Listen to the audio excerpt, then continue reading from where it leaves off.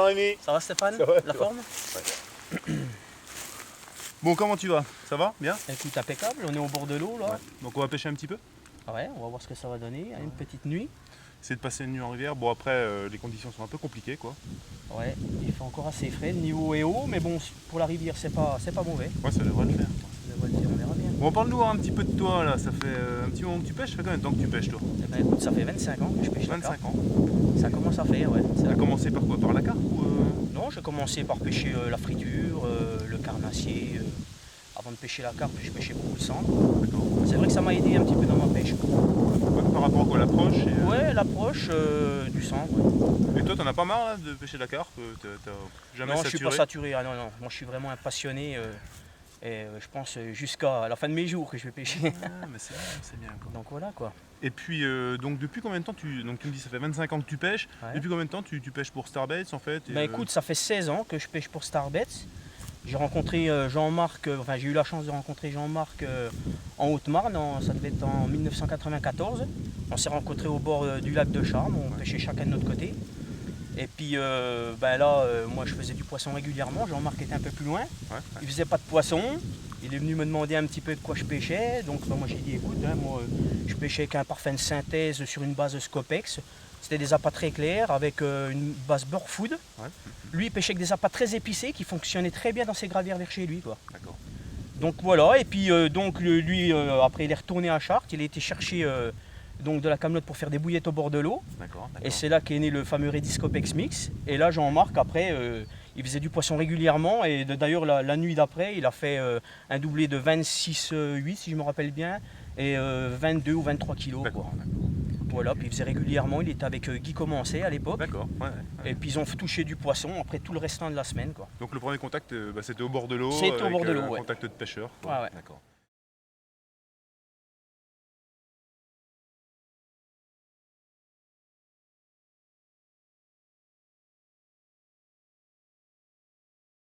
Alors moi j'avais une petite question. Donc on sait que tu as pêché des grands lacs au tout début. Ouais. Donc, par exemple Saint-Cassien, Orient, des choses comme ça. Ouais. Quel constat tu fais toi en termes d'évolution de pêche? Est-ce que c'est plus difficile d'aller à Saint-Cassien? Si un jeune demain va à Saint-Cassien, est-ce qu'il va avoir la même approche que toi il y a une quinzaine d'années quand tu es allé pour la première fois quoi? Est-ce que ça va être aussi simple? Non, je pense pas que ça soit plus difficile à pêcher Cassien maintenant.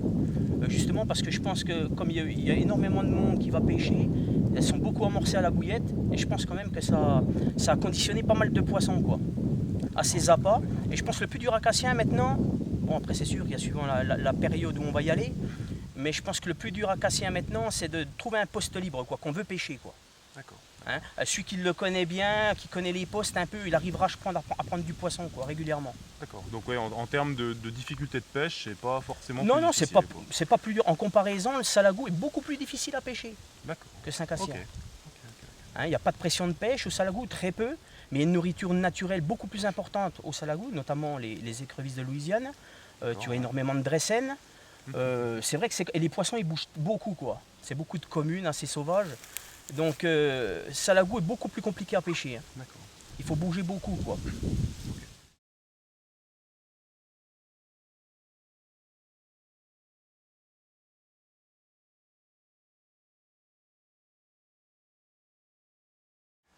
Donc Jérémy, j'avais encore une ou deux questions à te poser. Donc toi tu es sur Facebook, tu as un statut Facebook où il y a pas mal de gens qui communiquent avec toi. Et moi par exemple à Montluçon, j'ai vu pas mal de gens avec qui on discutait, surtout des jeunes. Ouais. Et puis je pense qu'ils ont des questions à poser à des gens comme toi qui ont quand même pas mal d'expérience.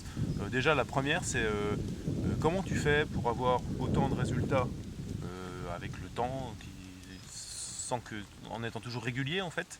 Et puis également les gros poissons, parce que tu as quand même pris régulièrement des gros poissons, tous les ans tu prends des gros poissons. Et comment tu expliques ça quoi? Voilà. Alors tu vas pas me dire que c'est le talent, hein, mais, non, mais je pense il y a une part d'expérience bien entendu. Il y a une part beaucoup l'expérience qui joue, je pense. Bon, il y a toujours une part de chance. Enfin bon, comme je le dis toujours, il faut mettre les chances tout de son côté. Voilà, faut se donner toutes les chances. Ouais. Et bon, puis déjà la première chose, c'est d'aller pêcher là où il y en a. Ouais, bien sûr. Ouais, donc ça, on planifie nos sessions, voilà, dans les plans d'eau où il va y avoir des plus gros spécimens, quoi. Voilà. Bien sûr. Et puis bon, après, donc comme on n'a pas le temps de préparer nos sessions, c'est vrai qu'on pêche beaucoup avec des mini amorçages, mais très attractifs quoi. Et c'est vrai, en fait, le plus important, bon, c'est qu'on fait beaucoup de repérage, quoi. Quand on arrive sur un lac, quitte à perdre 2-3 jours, des fois, pour du repérage. Et là, par contre, on en profite quand même, quand on ne voit pas de poissons, mais qu'on a vu qu'il y avait des gruinages, là on amorce certaines zones pour voir un petit peu comment ça va évoluer. Comment ça va évoluer. Et si on a la chance, avec les lunettes polarisantes à vue, on peut voir des gros spécimens. Et là on met en place une stratégie d'amorçage, justement comme je l'ai dit, avec des appâts très attractifs pour les prendre le plus rapidement possible. Et en général, c'est vrai qu'on s'est aperçu qu'il ne faut jamais louper la première touche. Ouais. C'est souvent les plus gros qui se font prendre en premier, quoi.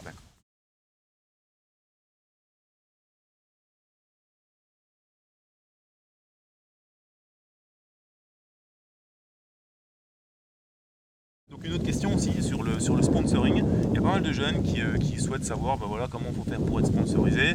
Donc moi perso je leur dis c'est pas une fin en soi, il faut déjà aller à la pêche, prendre du plaisir au bord de l'eau, c'est important. Et toi je sais pas, qu'est-ce que tu penses de ça Déjà je pense qu'il ne faut pas courir après le sponsoring. Voilà, il faut aller au bord de l'eau, il faut pêcher, il faut être capable de s'adapter un petit peu dans tout type de plan d'eau. Il n'y a pas rien que les grands lacs. C'est pas parce que j'aime pêcher les grands lacs. Bien sûr. Faut savoir s'adapter sur un petit plan d'eau qui peut être hyper difficile. Les grands lacs, c'est vrai que ça nous permet de nous évader. On aime les grandes étendues d'eau parce qu'on se sent vraiment à l'aise. Mais je pense qu'il faut savoir s'adapter dans tout type d'eau et prendre du poisson tout partout. Et là, après, lors de salons ou même au bord de l'eau, moi, comme ça m'est arrivé avec Jean-Marc, on peut rencontrer les bonnes personnes qui vous proposent un jour un sponsoring. Et puis voilà, mais il ne faut pas courir après, je crois. Ça viendra tout seul si ça doit venir. Ok. Eh ben écoute, Jérémy, merci. Là, on va aller pêcher un petit peu. On va aller tendre nos lignes, tout ça. Ouais. On va aller regarder ça de plus près. Et puis, donc moi je sais qu'avec toi on passe des moments conviviaux, on rigole bien. C'est ça le principal, il ne faut pas se prendre la tête, ça reste rien que de la pêche. C'est vachement sympa, donc c'est sûr. Voilà. Bon, allez, on va voir ça. C'est parti. Allez, on y va. Donc Jérémy, la nuit s'est bien passée, ça a été? Écoute, la nuit a été fraîche, mais ça a été impeccable. Et puis ce matin à 5h, une petite touche, une belle petite miroir avec des superbes couleurs. Super poisson de rivière. Voilà, ma première de l'année. Elle est magnifique. Elle a des couleurs. Avec quoi tu prends ce poisson là? Donc le poisson, là je l'ai pris sur un montage avec un montage combiné, comme j'ai l'habitude de faire. Et une bouillette Signal, légèrement équilibrée. Voilà.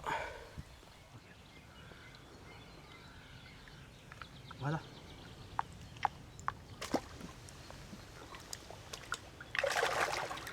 Ouais.